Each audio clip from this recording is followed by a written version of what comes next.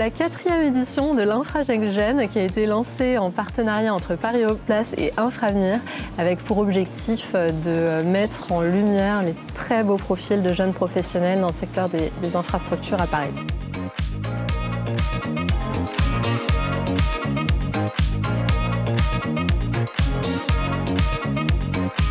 Parce que c'est le seul prix qui met à l'honneur les jeunes professionnels du secteur des énergies et infrastructures, parce que le monde a besoin des infrastructures classiques, mais également de transition énergétique, parce que ces jeunes talents devront faire preuve de créativité, et parce que la place de Paris a énormément de jeunes talents qu'il faut mettre en lumière et auxquels il faut donner les moyens d'agir pour demain. L'infrastructure, c'est un domaine particulier puisque c'est un domaine qui renvoie à des actifs essentiels, qui renvoie à des actifs qui sont structurants pour la société. Donc ce qu'on attend des candidats, c'est deux choses. La première, c'est un engagement, c'est qu'ils nous transmettent leur passion pour le secteur, pourquoi ils ont envie de continuer à se développer et à grandir dans ce secteur-là. Et la deuxième, qui va de pair, c'est la transmission, c'est qu'ils arrivent à nous convaincre qu'ils pourront transmettre cet engagement à d'autres qui vont croiser, qui vont former à leur tour autour de leur carrière. Donc c'est ces deux dimensions-là sur un secteur qu'on ne choisit pas, je pense, par hasard et surtout dans lequel on reste par conviction. Pour le prix InfraNextGen, ce n'est pas l'expertise technique qu'on va rechercher, mais effectivement, comme on parle d'infra, c'est plus intéressant d'avoir des personnes qui sont tournées vers les enjeux politiques, réglementaires, industriels et même techniques sous-jacents. Parmi les candidats et dans les pitchs que l'on a vus, on a des personnes qui sont fortement tournées vers les infrastructures de notre monde de demain, avec des transitions dans les domaines des transports, de l'énergie, du numérique et de la santé.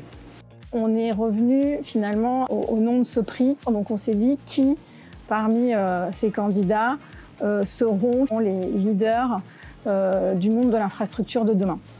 C'est des métiers qui sont sophistiqués, qui font appel à beaucoup de compétences de techniques financières, de techniques tout court, de rigueur, d'analyse. Donc ça, on l'a effectivement bien noté.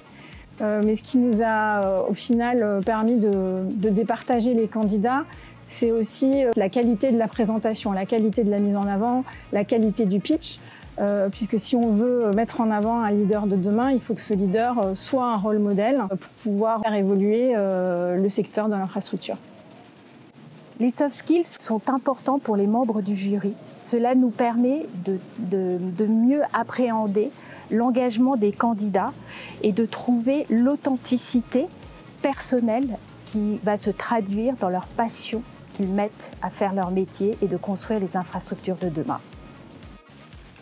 Alors avant tout, je voudrais remercier tous les candidats qui ont postulé en 2024 parce que la principale caractéristique du cru 2024 des candidats, c'est que vous avez été très nombreux et globalement d'une très grande qualité.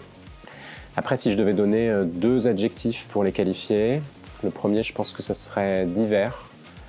Il y avait beaucoup de diversité, alors à la fois de genre, de parcours, de métier.